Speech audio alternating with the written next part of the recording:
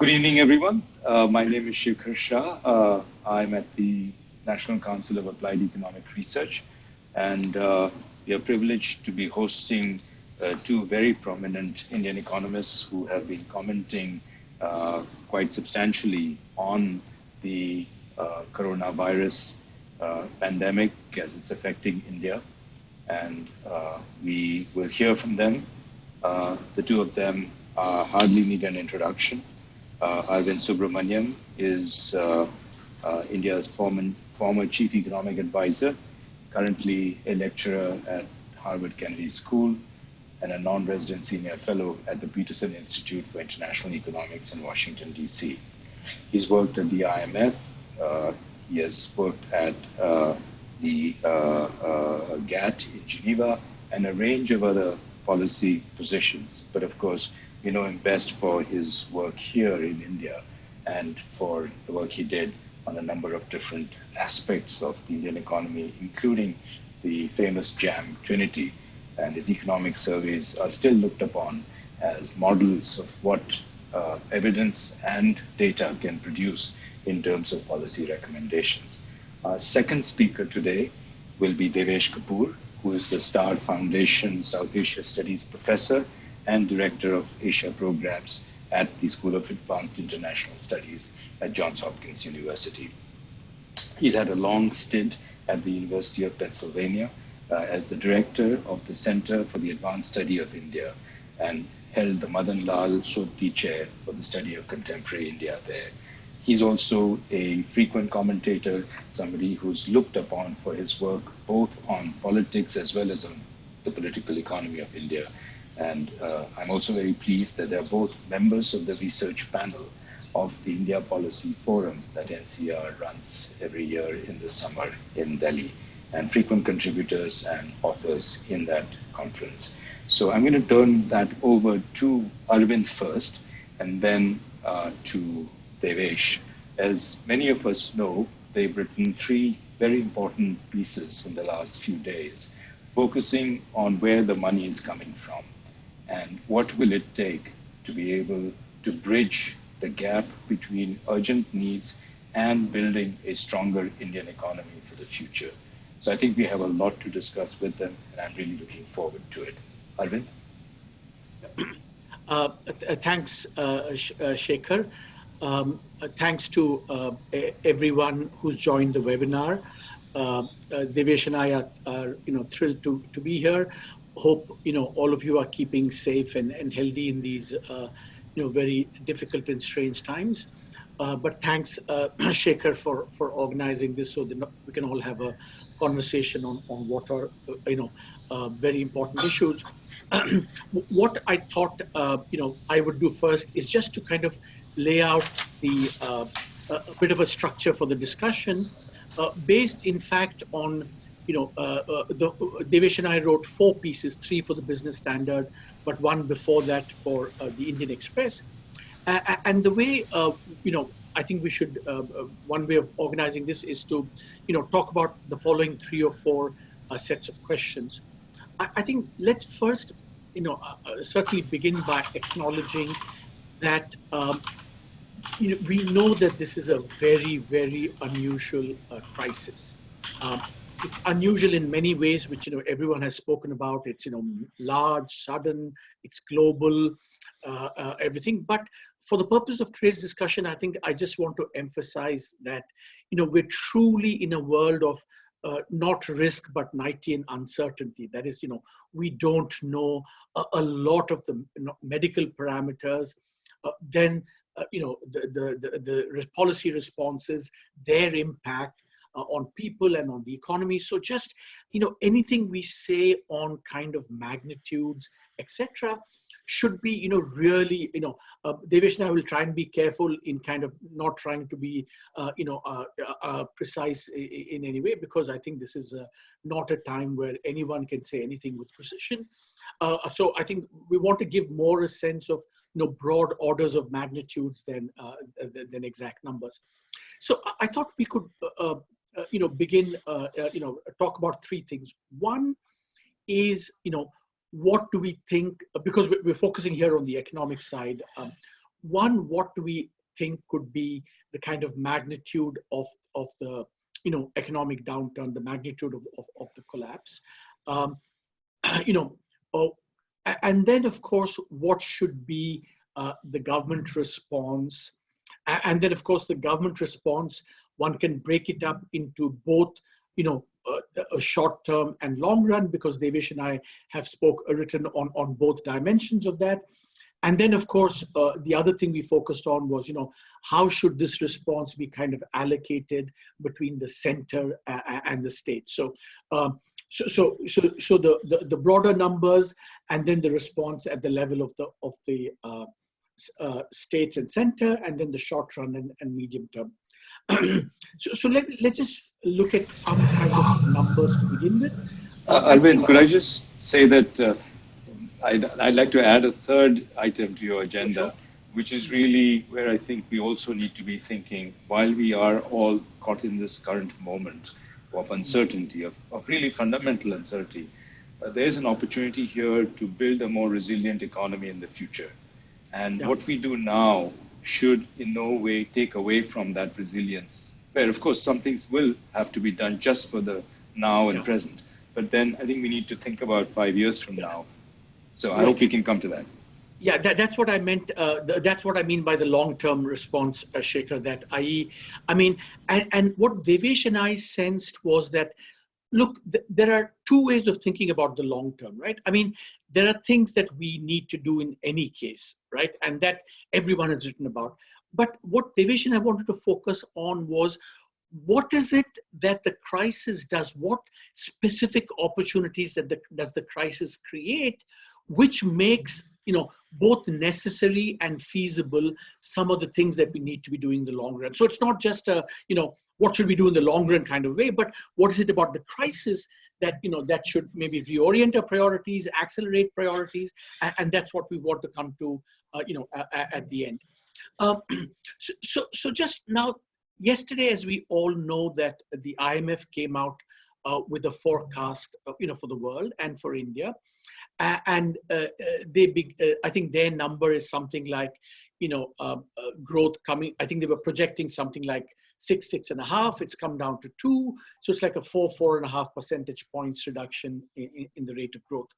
Now, I don't want to get into all these growth kind of calculations, but what I want everyone just to think about, just as a kind of exercise to keep in mind, is that our real GDP at the end of 1920 was something like 145 lakh crores. Okay, let's just fix that. Now, supposing we were to grow at about 6%, had the crisis not occurred, we'd have been something like 100, 50% or 52% or whatever it is, right? Now, what I want everyone to kind of keep in mind is an easy way of thinking about this is, how many months of output loss, the level of output loss, are we going to experience? And for every month of output loss that we have, our growth rate. So just to give you one number for you to fix on, supposing we were to lose just 1 month's output loss, 1 month, because the economy shut down, and you can do this in many ways, our growth would be something like -3%, not 6%. So that's what I want to, why I think that the numbers given by the IMF and the World Bank in terms of the changes are way too optimistic, because even if we lose 1 month's output, we're talking about pretty, negative rates of growth. And I want to say that because that is what should determine how we respond to this. So the way Devesh and I kind of wrote this was in terms of what needs to be done. We said, look, we're going to experience this sharp collapse in output, something like 1 month. We said, supposing it's 1 month. And let's say we have to spend something like 2% just for the medical side, and that's probably an underestimate, right? And then we say, we're going to suffer this 1 month loss of output. Let's say we make up 1/3 of that either via social cushioning, via propping up the financial system, very ways to do this. That's another 3% of GDP. And so the number we came up with was 10 lakh crores. That's nominal 10 lakh crores is 5% of GDP. I mean, this is all, as we say in India, mota numbers. It's not a kind of, thing, but that's kind of, it's 5% of GDP is also a number that, kind of can be compared. The US in the first round did 10% of GDP. So, and they're probably likely to do more. And if you look at the IMF, they have now a database on how different countries are responding. And India so far has done about 1, and it's very much at the lower end of at least responses by the major economies. So the question is that if we need, something like 10 lakh crores for the economy, and remember, very important point is that because the economy is going to slow down, the revenue collection for next year is going to be much less than last year and much less than what the budget is saying. So, and again, you can say something like, our revenue loss would be something like 1.5% of GDP. So the number that we're calling for kind of takes into account, or kind of is on top of what, is going to happen in any case to the economy, because it's slowing down. So we need about, let's say, 10 lakh crores center and states combined. And what, and kind of what, Devesh's idea was, let's look at the whole menu of options. So it's really, a country like India, we're in a, although we're not the US, we're not a reserve currency, we can't, we don't have infinite fiscal space, but, we are an economy with options. And the idea is that can we have a diversified menu of options so that we don't become over-reliant on any one source? And so we presented, a set of 5 financing options with some illustrative numbers, which together could raise something close to the kind of 10 lakh crores we were talking about. And essentially the 5 options broadly are: 1, you cut expenditure elsewhere, because, and this would not be austerity, because we need to think about cutting expenditure in 2 ways. 1, there are expenditures that you cannot do in this situation. If you have social distancing, you can't have, lots of investment projects that you were planning. So what we would call unspendable expenditure, and then some kind of solidarity expenditure reductions, which, Devesh will talk about later. So 1 is kind of expenditure reductions. 2, can we get money from international sources? And we said, given that private capital markets are fleeing, that's not a good option. So we need to tap multilateral institutions and NRIs, and we have some ideas there. Then, of course, the third option we said was, printing money, which now would be, which will have to be on the table, because remember that straightforward monetizing of the deficit is not permitted by law. But I think on a one-off basis, we think that should be considered, especially since it's looking like, inflation is going to be, although it's both an aggregate demand and aggregate supply shock, it's looking like prices are going to be quite soft for some time to come. Expenditure cuts, foreign financing, printing money, and then we have, of course, the regular bond financing, and then finally, which we talk about in the context of, the longer run, and Devesh will talk about this, which is the whole, the sense that this is a moment of solidarity, and therefore those who have must contribute to those who do not. That's kind of the solidarity thing. And then of course we said, and I'm going to stop here. We said that, how do you allocate this particular? Because remember, when we talk about 10 lakh crores, again, we don't have a number.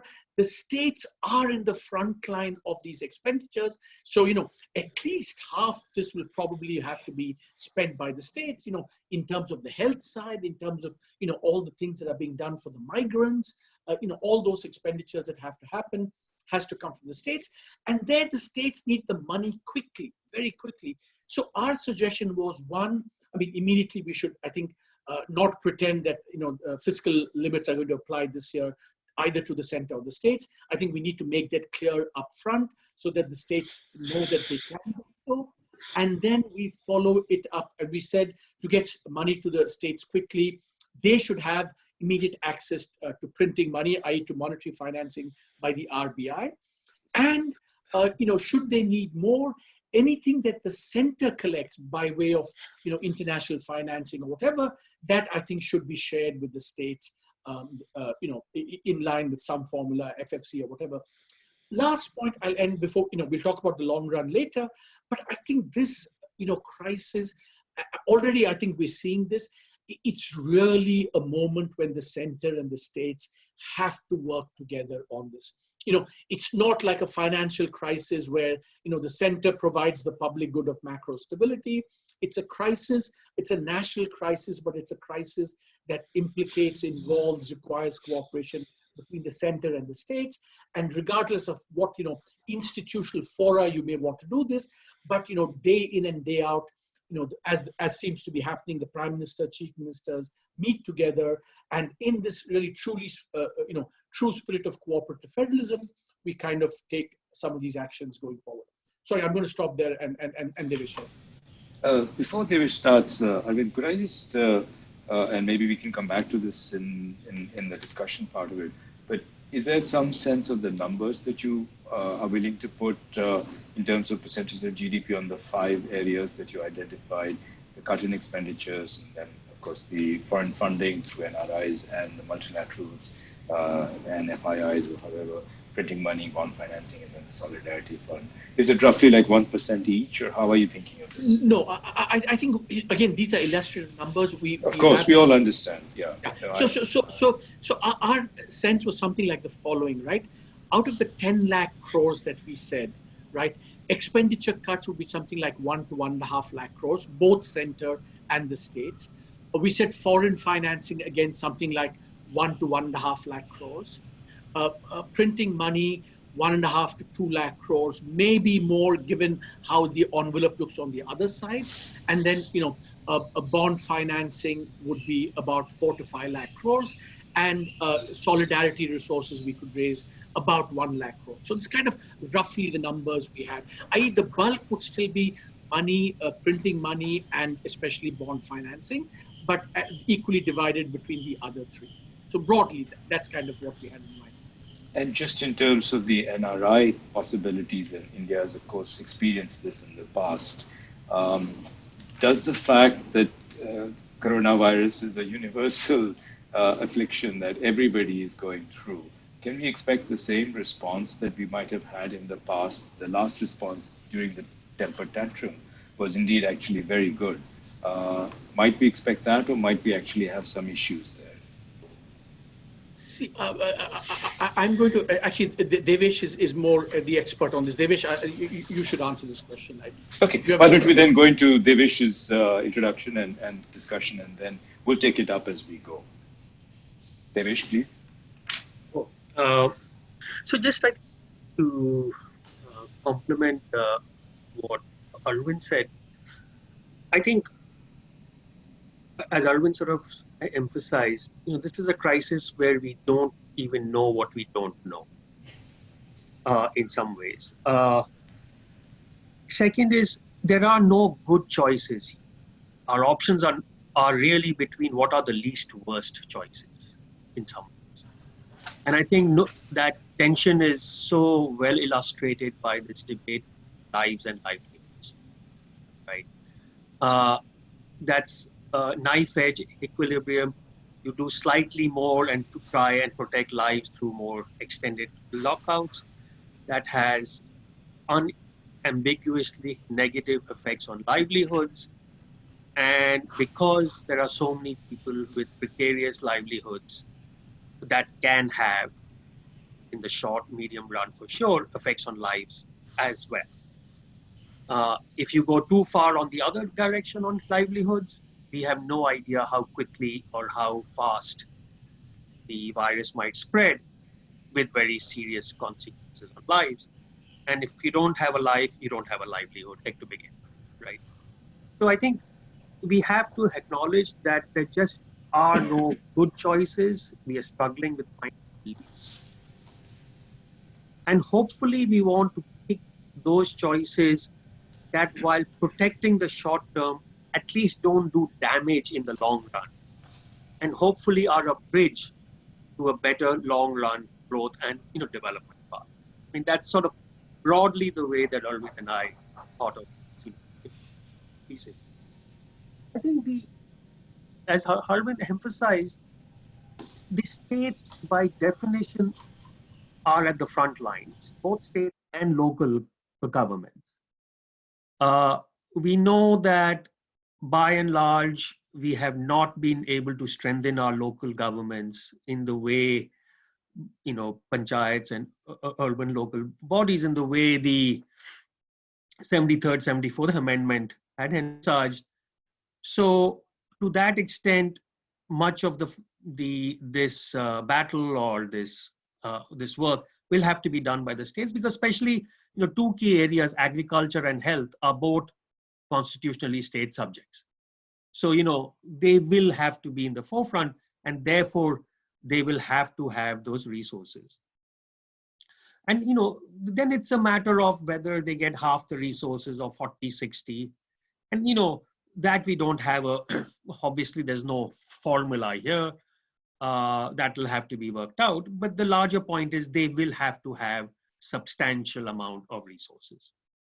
And so part of our thinking in these pieces was to struggle with how should we find those resources. And Arvind, laid out those options. And, part of the thing is that, the RBI should relax the ways and means advances, make it much more liberal.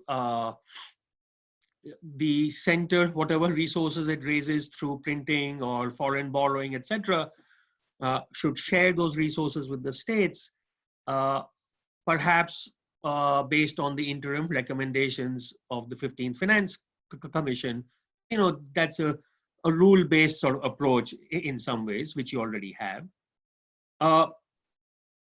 Now, I think the struggle was that, look, this can't be a one-way street. It can't be that all the burden is on the center to loosen limits, to find resources for the states. And we have to ask, what is the onus on the states themselves, right, in terms of revenue raising? So one of the things we have argued that, look, the states have to seriously work on freezing wages and salaries and pensions. And by the way, we believe that should be done by the central government as well. These annual increases are running roughly, if you take the last few years, very roughly about 1 lakh crore a year.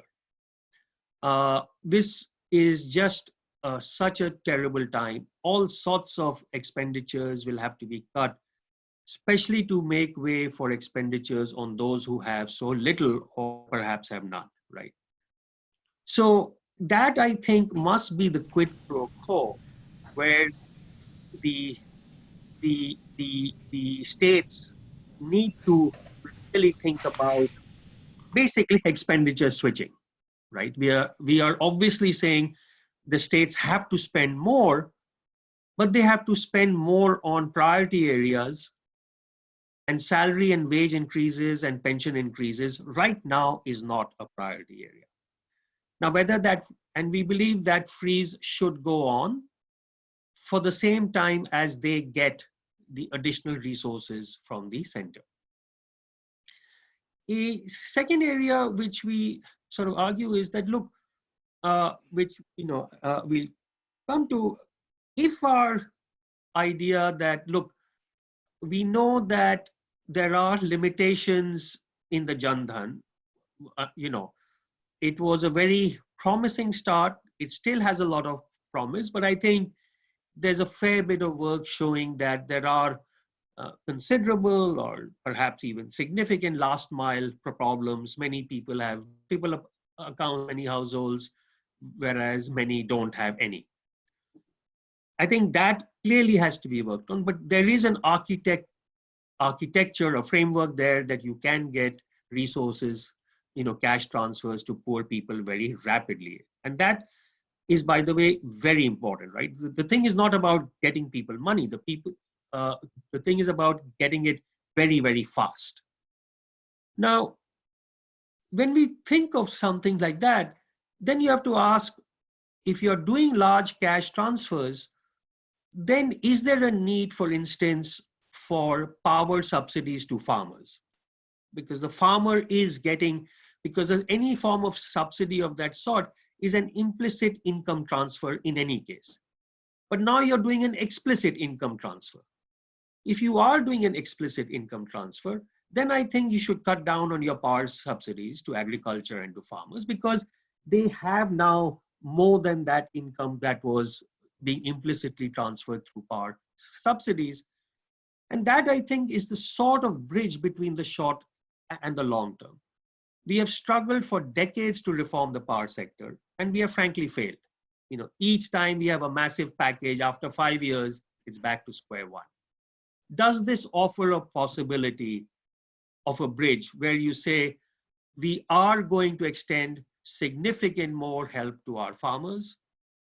We already have PM Kisan, Orissa, Telangana have their own schemes.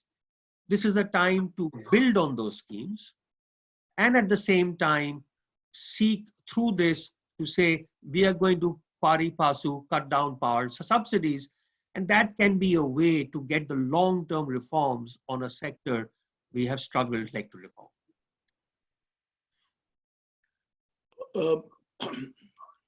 Shekhar, Devesh, the NRI question you want to answer? Oh, okay.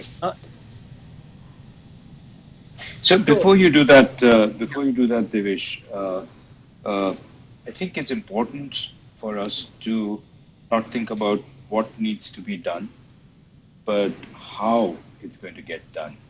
Right. And the GST Council offers one example of cooperative federalism, which is extremely timely in some sense. And can we talk a little bit about how the Prime Minister, who has been very active in talking to the Chief Ministers, can make this something that grows beyond just consultation? But we are giving you this, you need to do that, and together we will match the enemy. Yeah, so we gave some institutional options. As you know, our constitution has the interstate council. It's in the constitution. We also have a national development council, which used to meet regularly with with the planning commission acting as the secretariat. I think both of them, and because the interstate council is in the constitution, you don't need anything new to set up because it's sort of already there. The sad part is that it's just not been used.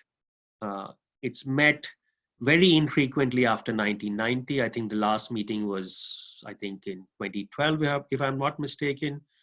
I mean, that's a mechanism where one can really think that, which right now, you have, and I think in this particular case, it really has to be the finance ministry, which holds the carrots and the sticks, because money is absolutely fundamental to this crisis. But with the other key cabinet ministers, part of this, you can have sort of Niti acting as a coordinator, secretariat, and it's a sort of thing which can be used to meet frequently now. And once the crisis is over, to perhaps meet, every quarter. Because I think Arvind very rightly emphasized that, look, it's not just now with this crisis, but so many of our longer term challenges, whether it is power sector reform, water, inter-river basin, migration, air pollution, all of these are not within the purview of either the federal government or the state governments. It requires us for these two branches for these two parts of our federal system to work together. And we don't have strong institutional mechanisms to ensure that. And I think this crisis is an opportunity to really resuscitate that idea with some vigor. So, Shekhar, can I just add to what Devesh said? Please. See, I think that there's a distinction between, how you codify it, formalize it, institutionalize it, etc., etc. But in some sense, those should be the consequence and the outcome of a habit and a practice of doing this. In the GST Council, it's slightly different because, there's kind of money having to be, settled, and you have to do it. So you have to have some kind of, but when it comes to the other issues that, Devesh has been speaking about, you know, the way it becomes a habit, an institution for the future, is it becomes a habit day in and day out.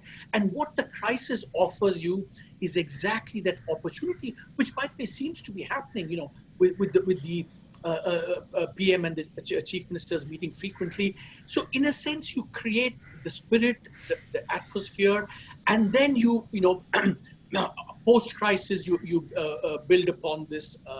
I think Aristotle said that excellence is not a virtue but a habit, and I think this is what we need. To make it a kind of habit day in and day out, and also therefore, you see, because in a sense, why I think this is important is these things only survive if you build up trust between the center and the states. Obviously you're going to disagree, you're going to, fight about lots of things, but, that underlying sense that there's trust and that there's a kind of way of discussing these things that is productive and constructive going forward. I think, this is kind of soft institution, not, interstate council, this, you have to meet 6 times, whatever. I think that's, the key thing. And the crisis does offer us that opportunity to create all these soft institutions, the soft institutions of cooperative federalism. No, just to add to Arvind's point, see, another very important function these regular meetings can foster is basically, what one might call a peer learning effect. We see something like a state like Kerala has really, it's at least when one reads the reports, seems to have managed very well. Now, we know that Kerala in public health has always been a stellar performer. But nonetheless, when you have a meeting like this, you ask, Kerala can offer advice. It may or may not be the apt for other states, but nonetheless, that peer learning where someone is looking for supply, some looking for ventilators, etc. Some states have more of X or less of Y.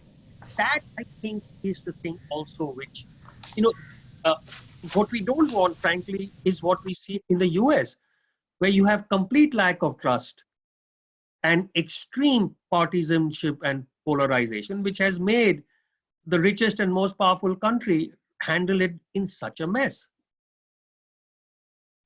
Yeah, no, I agree with your very strong emphasis on seizing the opportunity of this crisis to resurrect or revitalize those institutions that our constitution framers thought were terribly important, but which have fallen by the wayside. So this is, I think, precisely going to the third point. And you mentioned that in the power sector subsidies issue as well, where transfer payments or direct DBT type payments into Jan Dhan accounts could give us the political space to back out of subsidies that we haven't been able to for the longest time. And I think this is perhaps something that is needs emphasis again and again in the kind of dire crisis management situation we are all in. And it's really important that we do this. And I think the US example is a very good one, where they are fighting on what ventilators are you sending me and what ventilators are you not sending me, which is just absurd for a country of that wealth. Do we want to say a little bit more about this, the solidarity aspects of this? Sorry, Arvind, you're raising your hand. So do you want to make a comment about this before we move on to your larger picture? Yeah, shall we go on to the larger picture now in terms of what are the things that, Please. So in a sense, this is kind of the first and the last pieces we wrote is, we spell out a number of areas where, the crisis affords the opportunity to, segue into, things that we ought to have been doing in any case, which the crisis gives an opportunity.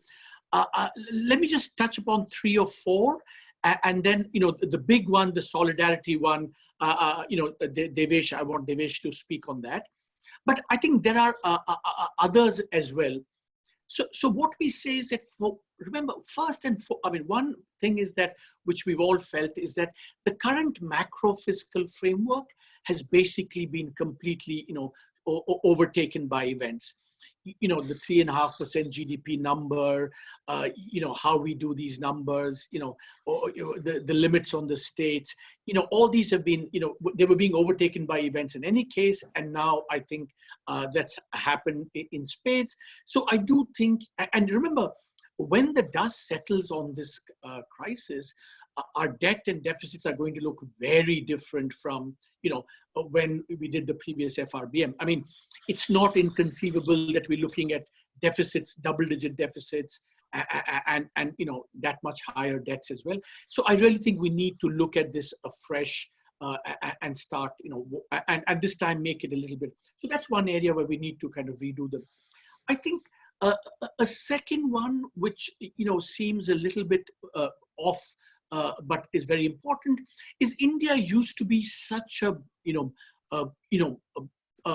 kind of a heavyweight in kind of pharmaceutical and API, producing these APIs. Suddenly, with this crisis, the world has discovered that we're all reliant on the Chinese for many of these APIs and things. And we used to have, and we still have, a very good drug industry, the generic drug industry. Of course, it suffered some huge reputational hits in the last, few years. I think this is really the time, if we think about Make in India, which has been very patchy in its performance, and instead of kind of saying, let's do Make in India, let's do Make in India, why not use this opportunity to say, there's one sector where we think we can galvanize momentum, get industry together, do a whole bunch of, policies to kind of revive that. And then maybe that can showcase what perhaps Make in India can do for kind of other sectors as well. So I think that's one opportunity. I think the other, big, and frankly, this was something that caught all of us completely off guard, which I think is how we should think about migrants in India. I think they were they were completely out of sight, hidden, and therefore we as a society didn't know how badly we were treating them in some ways. So I think this is an opportunity to make migrants, integral, first-class citizens, and because remember, it's something that we should celebrate. The fact that we have so much migration in India. It's just that when things happen like this, we kind of say, wow, we don't have any social protection for them at all. So going forward, I think because we need the migration, we need the dynamism that comes from migration, but we also need to make sure that the migrants, both long-term and short-term, are going to be treated as full-fledged citizens. And we know world over this is not an easy task. It's politically very fraught, and this is another area where interstate cooperation, center-state cooperation is going to be very, very important. If, for example, a state like, say, Karnataka or Kerala are huge net recipients of migrants, it may not be politically sustainable to say, oh, you look after the migrants, and then they feel in any case we're making all these transfers via the Financial Commission. It's kind of a double burden on us. I'm not saying these are right or wrong, but just to think about this, much more holistically, but actually making migrants. I think this is, for me, has been a real learning experience about, how we should think about migrants going forward. So these are just 3 things, but I think our biggest idea, I think most important idea is, the solidarity that we want for the short run, because again, we've seen how divided India is between the haves and the have-nots. How we can make something more permanent out of this, I'll leave that to Devesh to talk about. Devesh, and you can also come to the foreign funding question. There'll be time for us to come to a whole series of questions that are certainly in my mind, and I can see questions cropping up on our panel here from our participants. Devesh? And so to build on what Arvind said, for instance, it's clear that given the extent of migration and the fact that we actually want more of it, not less of it, that we have to really think of uh, a structure of social protections that are person-based and not place-based. And many things like PDS, etc., are place-based, not person-based, right? Uh, and how we think of an architecture that allows that, I think this is an opportunity to make us think about these larger questions.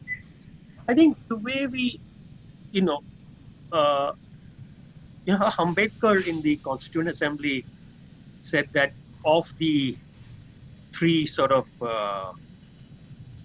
what are virtues, of the friendship, equality, equality, and the fraternity, he felt that he worried that India was weakest about the last, which was fraternity. And of course, he knew about the many divides and the deep divides because of the caste system. But I think we all sort of recognize that that continues to be a singular weakness in our social fabric. And of course, solidarity and fraternity, in a sense, are go together. So it's in that spirit we thought of this last piece around solidarity fund. See, we know we have deep inequalities on income and wealth. We generally think of those as sort of levels of income and levels of wealth. But I think what this crisis has also exposed is that there are deep inequalities on the stability of income and not just the level of income, right? And that's the old divide of organized versus unorganized sector. We know there is a privileged minority in the organized sector and a large majority in the unorganized sector. And the organized sectors, one of its defining features is social protections and stable incomes relative to the unorganized sector. And so what our idea in this thinking was that, look, we need to have a sense of solidarity where those who have the most are seen to be making a conscious contribution that is visible, so that people who don't have anything can get a sense that those who have a lot do care. And so the two things which we had was, one was a wealth tax. And we know that, this has now come a little back to fashion, partly because of, Piketty's monumental work. But so our argument was that, look, basically a sort of a billionaire tax on net worth, which was 1.5%, and then a tax on those with incomes of 1,000 crores and above. And frankly, that really puts you not just in the 1% or 0.1%, it probably puts you in the 0.001% of the population. And we also thought that, look, if you think of wealth, right, the very large wealth is, for most people, their wealth is in their housing stock. And, things like jewelry, gold. But not for the very wealthy. For the very wealthy, it's in their financial assets. Now, we know, of course, as stock markets take a beating, the very wealthy have lost a fair bit of their wealth. But actually, if through their solidarity contribution that helps bring the economy back on track, that would, of course, give stock markets a boost and, frankly, resuscitate their wealth. So there's even a self-interest in the sense the wealthy will lose a lot if the economy tanks and stock markets tank, because that's precisely where the wealth is held. So it's not just solidarity, but if you want to call it, it's self-interested solidarity in a sense. That I think there is a good case for a wealth tax. Now, we are very well aware of all the arguments of how hard it is to measure wealth, how easy it is to evade, and A, B, and C. We have all, these are old arguments that have been repeated, which is precisely why we didn't want a wide wealth tax to begin with. If there are 150, billionaires, you can get a good handle on 150 people much more easily than to get a good handle on 150,000 people, right? So I think we don't want this where the best becomes the enemy of the good, where we think, oh, you really can't tax this. It's very hard. It's slippery. It's this. We think that if you put your mind to it, it's possible. You may not get a huge amount of, money. You need to start. It's also a demonstration that overall, the really wealthy are making a serious additional contribution, right?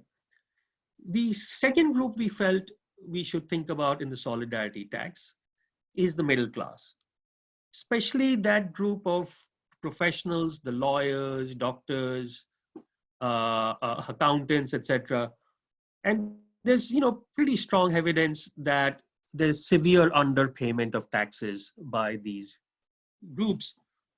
Not easy to find ways to get at their true income.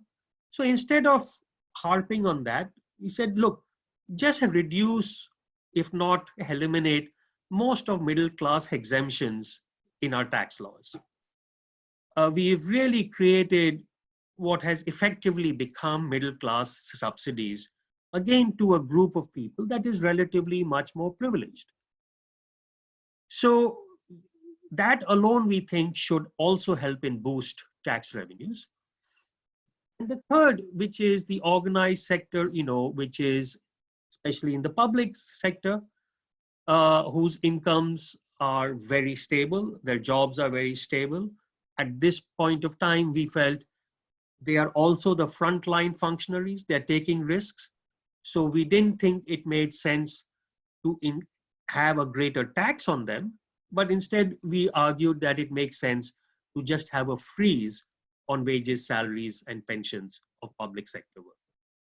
So in that way, we felt that the more privileged groups in Indian society, the wealthy, the professionals, and the organized public sector all make some degree of Arvind? So let me just add to Devesh. Now remember that what we say in the last piece is that these solidarity contributions, for the moment, should become the basis of a new permanent social contract for the future, where the haves are seen to be providing for kind of the have-nots, in the sense that Devesh defined it, and that's where we said we want to draw upon the experience of how Social Security was set up in the United States. So maybe to create from these taxes that Devesh spoke about, a dedicated pool to finance possibly a universal basic income and some kind of universal health care for the state. So the center would do the universal basic income, the states would do the universal health care. And I think that, some rough numbers, 2% of GDP in a universal basic income from dedicated taxes. So I think for us, that is the future social contract. Because remember, Shekhar, the work that NCAER, IHDS, Sonaldi Desai, all of them have shown that, the poor are no longer some fixed group at the bottom of the butt. A hardship is now much more about, shocks to weather, shocks to health, and people at the, let's say someone who's in the 25th or the 40th percentile can easily lapse back into hardship with some of these. That's why we need a social safety net that's much wider and that gets away from the old poverty, deprivation, not enough food kind of thing, to something much broader. So that's, I think, one important point about how we convert a current crisis into a long-term arrangement. Second point I want to emphasize on, wealth property taxes. I think, the fact that we did it badly in the past, we used to have wealth taxes, I think is a point that needs to be seen. But I think we can no longer afford going forward not to forego what has turned out to be one of the most buoyant tax bases, which is property. Over the course of the last 25, 30 years, property values have, one component of wealth has increased so rapidly, and we've just not fiscalized it. As it is, our tax to GDP ratios are so low. And so it's not only a very buoyant tax base, it's also an immobile tax base, which means that you should, be able to, again. So I think it's unforgivable going forward. And it's also a state and local body tax. So that gives yeah, that makes it complicated what we need to do.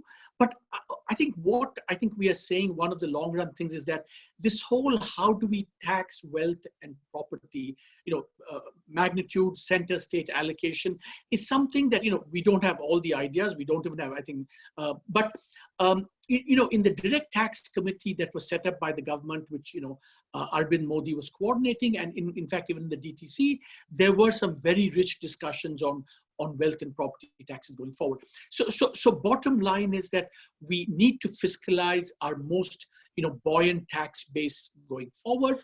That can be the basis for a new permanent social. Remember, dedicating and earmarking taxes violates all principles of fiscal public economics, because taxes are fungible. But I think FDR's great genius was to say, look, politically, if you tie a tax to a benefit, a specific tax to a specific benefit, it seems to be more sustainable long run. And I think, so the very exciting prospect that Devesh and I see is really a new social contract where, migrants, as Devesh said, people-based rather than place-based, and a safety net that will make sure that what has happened now cannot happen again in the future going forward. If I may. David, I just want to say that, Aadhaar is also a jump from place to person. It identifies who am I. So and in a sense, we already have that infrastructure. Right.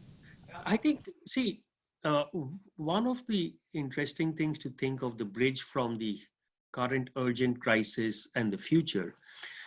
For long we have felt that, look, we have this small organized sector, large informal sector.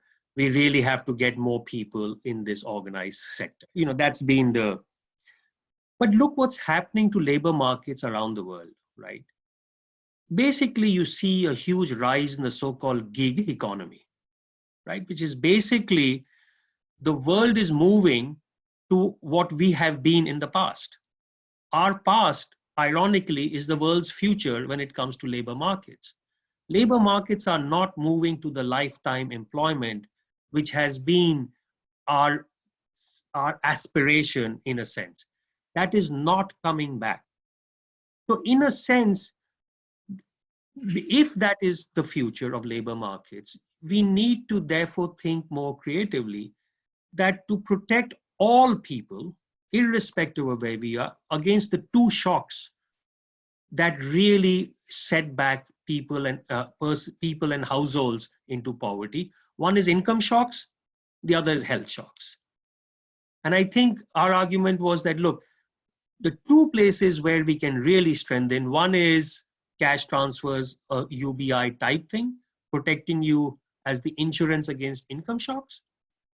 And second, and if this crisis is not a wake-up call, no other crisis will be, significant increases in health expenditure so that you have built over time the basis of universal healthcare.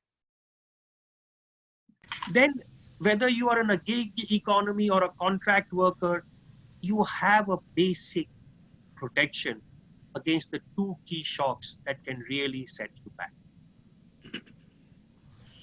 This is a bold vision, but I think the times require such bold action and a bold imagining of the future of this country. And I'm so very glad that you are thinking not just in terms of where the immediate money is coming from, the 5%, the 10 lakh crores that you mentioned, but also what that does to the relationship between the center and the state.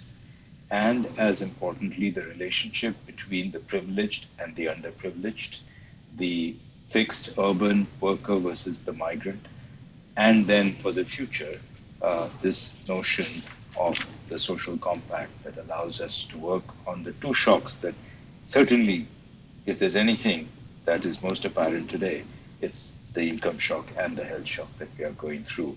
And unfortunately, in this case, there's a perfect black swan event where we actually are able to, we have to deal with both at the same time. We have a perfect storm in that sense. Um, Shall we go back to some of there's a series of questions that we could take. We are about an hour into our webinar, and we could keep going. But I think we probably should take on some of the questions that have appeared. I have at least about 15 or so. Before we come to that, there was that lingering question about getting the money from overseas. I know that the World Bank and I assume the IMF are actively working on programs. I know that the bank has already announced $1 billion loan to India, and I believe work is progressing on another such a loan. And maybe because of your past connection to the IMF and otherwise your interest there, Arvind, you could talk a little bit about what the IMF is doing. Um, but on the NRI front, which was a huge aid during the temper tantrum days, is that something, Devesh, that we could expect as strong a response, or would that be muted? And what would the role of this social compact and this imagining of the future of India do to inspire NRIs to invest back in their own country with a very clear vision of where we are going? Because I think that's also an aspect that we need to think about. Well, so sort of NRIs. So I mean, one of the things we should add is we've been talking about migrants. One group of migrants that we haven't talked about, which I am very worried about, will face severe negative effects, is the migrants in the Middle East, right? Given the sheer drop in oil prices, those countries are not going to be doing well. And the first group that will be hit hard, and is already being hit hard, is migrants. And we have about 6 million of our citizens from the UAE and Saudi Arabia and so on. And I think we really have to plan that a large number of them are going to be having to come back soon. How are we going to bring them back in already very difficult circumstances? That also means that remittances are going to probably go down, because they have their incomes have gone down, so they can't send as much money back. Now, of course, that is compensated by the fact that oil prices are also going down. So it won't affect our balance of payments, but it will affect families. And I think most people think that our migrants have this old story, they're all from the south, from Kerala. That's long gone. It's mostly now new migrants are from UP, Bihar, places like Bengal, and UP especially. So, these are poor places, so those income losses, etc., will be magnified. It's something we want to keep in mind. On the, we have, as you know, right after nuclear tests, etc., essentially raising money from NRIs has been almost like an insurance mechanism. In this case, global uncertainties in financial markets, etc. So one view is everyone is becoming extremely risk averse. So it's going to be harder to raise money in general for everyone, if that's the case. But on the other hand, global interest rates are so low, especially the more well-heeled Indian migrants in Western countries, their investment options are very, very few, which have any yield. So I think if we have a yield, I'm not an expert in bond pricing by any means, But if we have some positive yield markup over world prices, keeping, of course, in mind a possible exchange rate risks. But I think we should not go for a very short-term bond, 1 to 3 year, but more like a 5-year bond, because we need a slightly medium-term maturities. My sense is that somewhere between 5 and 10 billion we should be able to raise. But I must say I don't have a very strong reasons to support my claim. Shall we take some questions? And maybe if you permit me, I will just pick a few and then go through. So Amit Kapur has a question about why has the GST Council succeeded where the Interstate Council remains largely ineffective? Are there lessons? And Arvind, since you were closely involved with the council, are there lessons from the functioning of that council? You mentioned a little bit about that it was all about negotiating actual now, here and now. But how can we sort of take that spirit and bring it up to a revived interstate council process? See, just a small piece of this is something that because how you build institutions, something that Devesh, his collaborators, and all of us we've thought about a lot. See, to understand the success of the GST Council, one has to go back to the Empowered Committee created by Yashwant Sinha.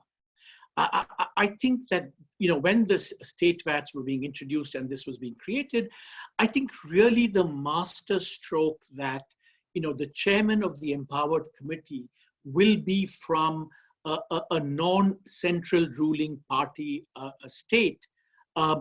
So that I think was just a beautiful conception of institutional design. You say, we may be in power, but this has to be a cooperative institution.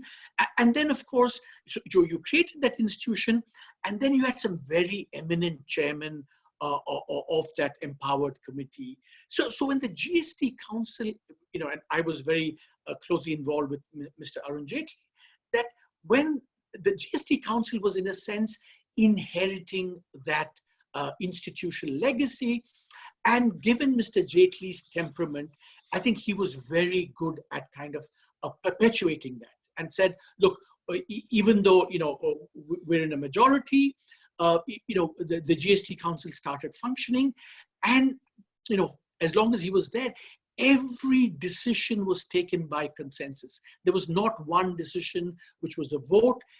Everyone, there were times when there were some very difficult discussions, but Mr. Jaitley would always say, look, we have to accommodate all these concerns.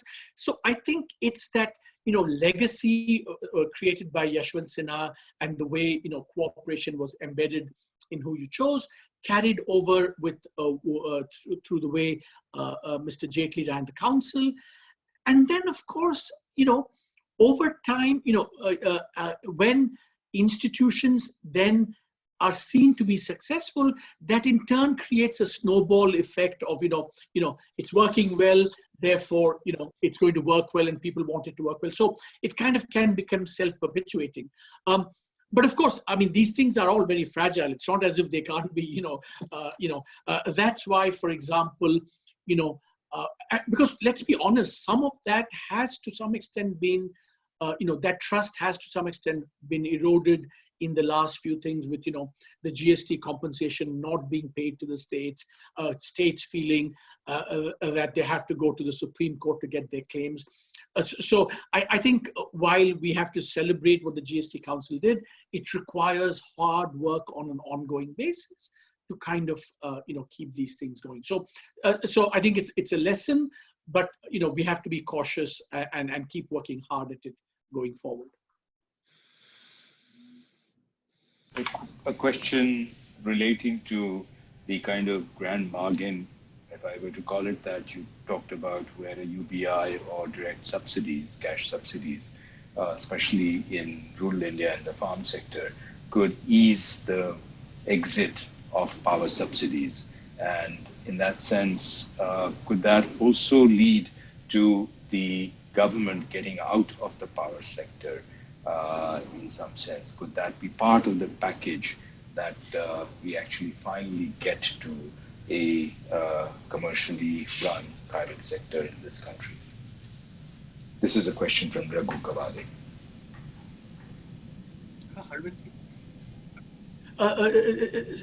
So let me just say first of all on this, I think here there are both opportunities and severe challenges. Look, the opportunities are that, both for the center and the states. Remember, the states do the power subsidies, but the center does the MSP and the fertilizer subsidy. I think we can have a debate about which is the worst subsidy, the fertilizer subsidy or the power subsidy. I mean, there are really terrible consequences.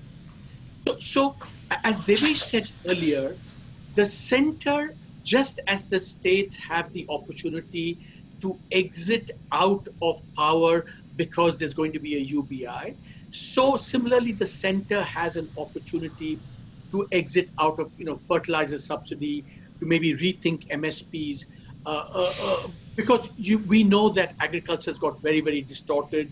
It's become, water intensive, cereal intensive, northern India intensive in some ways, and we've seen, how water tables are declining, the disease that comes with fertilizer, the crop burning.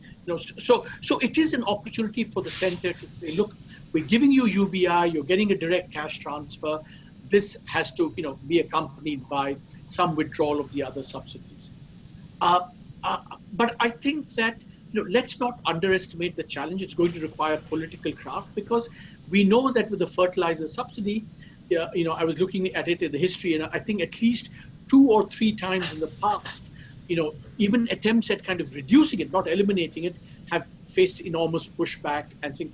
So it's going to be, the political trick is going to be, how do you connect the two? You say, look, we're giving you cash, but we're taking fertilizer, but you have to manage it in a way that's going to be, you can sell it politically. With the power subsidies, I feel it's going to be even more difficult because the states are involved. I think, not just the states are involved, but any notion that, reforming the power sector will require cooperation between the center and the states, because so many of these things are done together. So I think it has to be done in a cooperative framework, but the opportunity is there, but I don't know whether the political will be forthcoming or not. But Devesh, you have. So just to add, there is a reason why our farmers become anxious when we talk of removing subsidies, because they often really don't trust that the state will match its promises with action.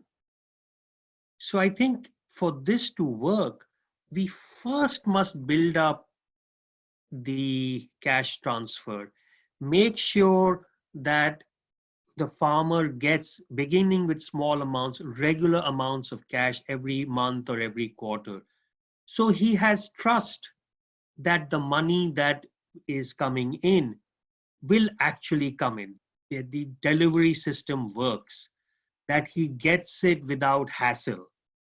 That is what then creates a reciprocal trust that the state will live up to its promises. Only after that you pari passu begin to reduce the power and fertilizers subsidies. You don't begin by reducing the subsidies. You begin by making sure first that your delivery system, say whether the Jan Dhan account, etc., actually works, is hassle-free, because after all, they have a system that for them has worked because it has developed over decades. So unless we first get the robust cash transfer system working, only then I think we have to move to removing the power and fertilizer subsidies, in terms of we have to get the sequencing right, because sequencing is what builds trust. And without trust, that the politics of this will just not work. And if I were to push, please, yes, go ahead. No, you push. Go ahead, Shekhar. No, I was just going to push that sequencing even further. And in that sequencing, then, do we see agricultural income tax as a possibility? Again, we are really imagining the future of India. I mean, in some ways, the, you know, it's the thing whether if you're going to tax property, at some point you have to ask, do we tax property as in land as well? It's always struck me as why, even in the 1950s, when we did the Land Reform Acts, and we know they didn't work well, we know how they were manipulated, why instead we didn't choose the path of just taxing large, if you had more than 10 acres of land, you just tax the hell out of it, and automatically it'll be sold and split up.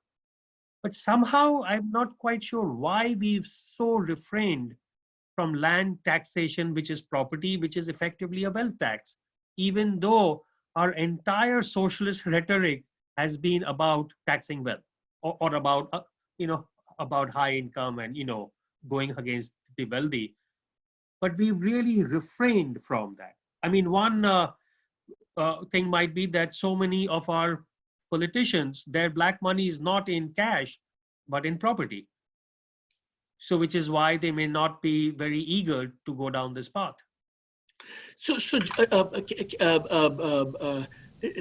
Devesh ducked the agricultural income tax question, which, but I'm going to let me just say, isn't that much income for most people to tax. But I guess, Shekhar, I think one of the things is that if you're going to tax land and property and just say all land and all property, that may be a first way of addressing the whole agriculture question as well. But I just want to emphasize something that Devesh said, which I think which we wrote about in our first paper, which again is that this sequencing that Devesh spoke about is very important. That first you have to make sure that you create the trust of the transfers before you do anything else. And here I really would say that, and reiterating something Devesh said, look, I think one of the big achievements of this government was creating the JAM infrastructure. I think, I mean, it was important in so many ways, the sense that people were part of the financial system, et cetera, et cetera. But I think, it's fair to say, if you look at the numbers, that there are gaps in this. There's a huge last mile problems because of geography, not enough business correspondence, not enough ATMs, not enough cash, all these things. I think that, really this could be the opportunity to make this foolproof, that every Indian everywhere in India has access to this. A second point, I think, which is related to the crisis is, which again, I don't know whether how many of you saw, the cash to GDP ratio is back to where it was pre-demonetization. I think that, in this situation, what it tells you is that it's not just enough to have bank accounts. In periods of uncertainty, the poor want cash. And therefore, our attitude to cash is that, there's a lot of bad cash, but vast parts of the Indian economy need and require cash. So I think our attitude to cash should be informed by this sense that we still have a lot of poor people, and therefore, pushing cash into the system is what people want, and we shouldn't shy away from that, in these circumstances, because we think, cash is bad or whatever. I think that balance or perspective on cash is very important to keep in mind in this situation. Any thoughts on the role that Ayushman Bharat and Ujjwala will play in kind of safety nets in the immediate dire circumstances that people find themselves in? See, I don't know enough about Ayushman Bharat, so I have no. Devesh, do you want to take a... I also, I know it's there. I don't know how well it's functioning. So I don't want to speak on something I don't have a good. I think Ujjwala, I think a little more, because we know it's done reasonably well. It's really spread. I think the interesting thing to me is that in parallel, I think we are building citywide, so urban gas grids, pipeline-based gas grids now in many cities. And hopefully in 2 to 4 years, these grids will be there.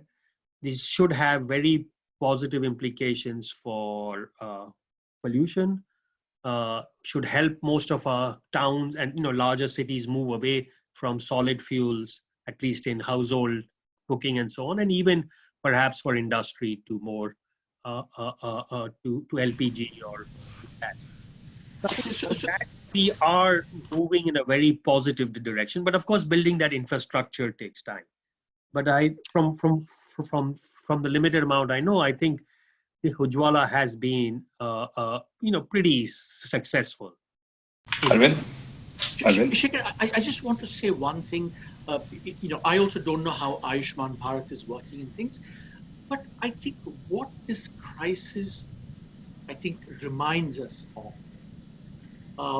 and of course, both the crisis and the experience of Kerala reminds us that, you know, primary health care, you know, one, and I'm not saying don't do Ayushman Bharat or whatever, but Ayushman Bharat is not primary health care, maybe important, whatever, but we shouldn't lose sight of the focus on one, primary health care, and second, that, even in India, this whole, insurance is the way forward for medicine.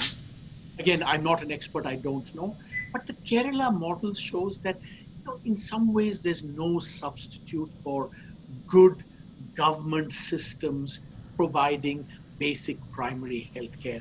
I think so. It's more a kind of recalibration and of what are the important things in healthcare is what I think this crisis and what Kerala is doing reminds us of once again. A question. Yeah. Yeah, a question very much to the issue of division between states and the center. Would it be useful, this is Subramanian Bhattacharya, would it be useful to ask the 15th Finance Commission to redo its fiscal transfer math again, given the impact of coronavirus and the fact that they just have issued the interim report and not yet the final report, and suggestions for NK Singh and his team and the Finance Commission members on this? No, I think absolutely. I think it its report should be delayed. I don't know whether by 8 months or a year, to take into account, because this is going to throw all our fiscal calculus out of it in so many ways. But I think Shekhar. Yeah, Arvind, why don't you? No. I think I think the question is, I think there are two parts to the question. I think one is, should it make a recommendation for the immediate future, i.e., it gave some interim recommendations. Should those be quickly revisited for the now, even for this year, because of what's happened? And I think I think that's also a good suggestion. So for the short run, maybe yes. We've asked some ideas, but maybe I'm sure NK Singh and the FRBM can think this through more deeper. That's for the short run. But certainly, I think the final recommendations should not happen or even begin until the dust settles on this. So both need to be done. Quick, maybe revised recommendations for the short term, and very different and a much so maybe this is one of those finance commissions that should live for longer than the 2 or 3 years. This needs a much longer life to kind of sort out both the immediate and the future. Yeah, and I think they're probably one of the better placed ones because they have a long legacy that they can build on. Plus, they have, just as we've talked about in a number of different areas, the ability to really reconstruct the whole relationship between the center and the states. And this is an opportunity that cannot be possibly missed. And also, Shekhar, I mean, all the numbers are going to be so different, so that, just as a practical matter, their even their interim recommendations have probably been completely overtaken by the numbers. So that's another reason why, even for the short run, maybe they need to revisit everything. We are almost an hour and 20 minutes into our webinar. We have about 10 minutes more. There's a lot of empathy in the questions, as you've seen, on the concerns that you expressed about migrants. And that, for the first time, many of us have woken up to simply not having recognized them as one of the most fundamental parts of our economy. And questions which really, I guess, are 2020 hindsight questions. What could have been done? What might have been done to reduce the grief and the strife that our migrant citizens have faced? I think we need to learn from that particular phenomenon that we have seen and the graphic pictures of misery that we are seeing. And what would be some of the ways in which we could do this? Again, center-state cooperation, the ability to think of these not as sort of bandobast, which we often think about, but more as easing the ability of people to move and then, of course, be isolated. Any thoughts or suggestions, given I think there's a deep concern about what is happening? Arvind or Devesh? Devesh? So, look, I mean, so what ought to have been done, I think it's always, we all know it's always, the owl of Minerva, whatever flies at dusk. It's always easy to be wise and smart after you see what happened. I think at least, I think I want to speak going forward. We learned these very heart-wrenching scenes that look, when something like this, for whatever reason one might need some equivalent of a lockdown, you identify ex ante the most vulnerable groups. And I think the messaging should have gone out first directly to them. We know that you are very vulnerable. We know you want to go back to your loved ones, to your families. The state will be there to try and make that happen. But bear with us, it will take some time. We will take care of you in the interim. And my sense was then to have some sort of a lottery system, or the way we are now, you send an SMS to the mic, you sort of locate them. And basically, if there are 200 people living here, you can only safely evacuate 20 people at a time to keep the social distancing, all of that. So you could have had, buses or trains, but which would take, instead of 2,000 people at a time in overcrowded trains, take 400 people. So you could have at least said that we are going to do it. You could have created a system that would slowly get some people. And once people know that they're being taken care of, the rush to get back home would probably also have been.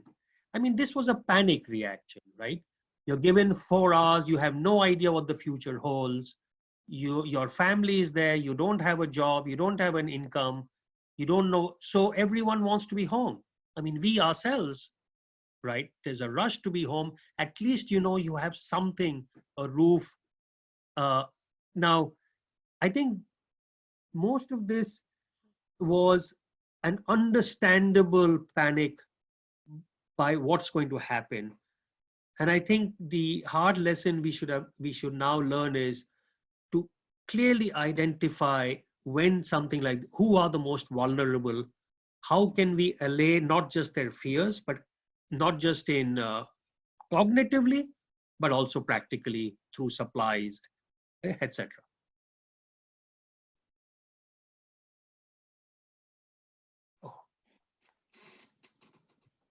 Shekhar, you're not. Sorry. This takes adroit finger work to be able to unmute and mute. You'd mentioned that part of the fiscal, where's the fiscal resources coming from, would come from not just taxing the super rich, but also the middle class and reducing some exemptions. And the question here, then, will that not affect consumption and the revival of demand? Is that something that we should also be worrying about? Arvind, you want to take that? No, go there. And Arvind. So, no, look, that's see, what we are really talking here, Shekhar, is not cuts but expenditure switching, Mhm. right? So the idea is that if you have those middle class exemptions reduced, the state has more revenues, right? And those revenues are now spent elsewhere, which is taking care of the very vulnerable. So it's not that aggregate spending is going, it's that there's a expenditure switching. Instead of the spending being done in the middle, it will be done more at the bottom. So Sorry? yeah. So well, I mean, I think another way of looking at the question would be, why not, not cut that and just incur a bigger deficit? I think that's kind of also one aspect of the question. And I think that, that's a kind of fair point. I mean, the broader point that the person is raising is that, this is a situation where you want to, not want to do pro-cyclical policy, right? That's, I think, the concern. You don't want to raise taxes, you don't want to cut exemptions. I think that's the sense behind the question. My response is a little bit like what Devesh said. I think that if you, remember this, remember that this is a, a, a shock where it's not that in the first instance you want to stimulate demand, because by definition, you have to choke certain parts of the economy by definition. That's why, this is a very different shock, because it's both an aggregate demand but also an aggregate supply shock, and that reduction in supply and activity is intrinsic to, the response, the medical response. So that's why, boosting consumption, fiscal stimulus in this thing is less important than, the government having the resources to spend on health, et cetera, et cetera. So that's, I think, the conceptual reason why, you don't want to think of it as a conventional, we need more stimulus, we need more consumption. The second thing I would say, which I think on these middle class tax exemptions, et cetera, that if you buy the first point in what Devesh said, this is something that's also desirable long run policy. You don't want these subsidies and things to be there for the long run. And we would see this very much as part of the funding, the kind of new social compact funding of the universal basic income, universal primary care. And so that, the fact that short run, long run are together is something else that speaks in favor of this. We are quite at the end. I just want to end with a question that is asking the two of you, what is the immediate task that the central government should do to kickstart the kinds of deliberations and action, which I would add, that needs to be taken? What's the kind of big entry point in the second lockdown period now? We are in the first of 19 more days, and it'll be the 3rd of May when we emerge from that. As we look at these 19 days and what was being achieved in the last 21 days, where should we be on the 1st of May, and what might the government do at the central level and obviously at the state level as well, so that if we were to have this conversation on the 3rd of May, we can really look back and say, we really now have a really good strategy. We've started identifying the resources, whatever else you might want to add to that. But time is of the essence, as we all know, on both sides, on the health side as well as the economic side. Any thoughts or suggestions on what the big entry point would be? So just one small thing, and then Arvind can wrap up. So, see, I think the key thing right now, I think, is one is, so we have to run on both legs. One is the health part, and the other is the economy part. At this point, it's not an either. On the health part, I think, to me, the single biggest thing is just we have to ramp up testing much, much more significantly by an order of magnitude than what we are doing now. On the economy part, I think in the next, at least from now to May 1st, the key thing is the Rabi harvest. That is happening, that is, and meaning the entire supply chain, from the harvest to get it to markets, wholesale markets, from wholesale markets to retail and to the consumer. Because we know about crops, there is only this window when you harvest, and you can't wait till say July, because you have to think about creating the wherewithal for the kharif planting. So to me, this 10 days is perhaps the real focus is on our agriculture supply chains. Shekhar, if I may, yeah, just I think I would add two things to what Devesh said, and I agree completely with what Devesh said. I think that on the health side, I think we're again getting 3 weeks. I think the one, of course, is the testing side that Devesh said, but I also think that we need to start preparing, for actually, dealing with more cases, more, hospitalizations, all of that. So, especially if we think that we're going to be in a back in, back out kind of situation, that whole, we're buying space also to, improve the capacity to deal with this, should things get worse. And I think that has to be, I know that administrative and financial resources are limited, but here is the case where you have to do everything. On the economic side, I think Devesh is absolutely right. It's agriculture first, not just the harvesting, but the mandis apparently are not working. Farm prices are, Harish Damodaran has been writing about this very well. The one thing I think we need to start preparing for, and something that we just haven't touched upon, is that this is on the supply side.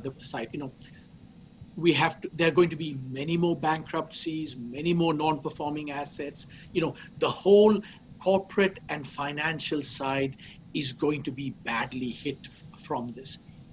What is our exit strategy from that? I think the planning for that has to begin now as well. Because remember, we went into the crisis with a fairly fragile, what Josh Feldman and I call, the 4 balance sheet problem, not just 2 balance sheet, but 4 balance sheets. And we know by definition the hit on the corporate, the SME, is going to, and therefore on the finance system is going to be much greater. NBFCs, and this is not an easy task. It's not easy. How do you get out of this? I think we need to start focusing on that much more, in a much more kind of war footing way. Maybe it's happening, I don't know, but that's something that we just should not neglect as well. Well, Arvind, Devesh, thank you for sharing your very insightful ideas and thoughts. I think this has been one of the richest conversations we've held, and I hope that the participants in this webinar agree that these are some of the most profound thoughts, both about dealing with our current crisis, but also seeing the silver lining wherever we can, and to build a more resilient India, one that is, as you said, Devesh, also deals with fraternity or solidarity, as you suggested, and that I think gives us a way to go through these very difficult times, because we know that if we work it well now, we are able to build a much better future. And I think there's 1.4 billion people here, there are NRIs outside, and I think they will all vote for a much more resilient and stronger future for India. With that, let me thank you both profusely for joining this conversation. I want to join all our participants who have come up with some very interesting questions. NCAER is very keen to continue this dialogue series. This is the 3rd of our series. We will be doing at least 1 or 2 every week for the next few weeks, and I invite you all to join us. Thank you all for joining, and good night. Bye-bye. Thank you, Shekhar. Thanks, Shekhar. And Thank the you. participants, thank you. Yeah. Thank Bye. you. Bye-bye.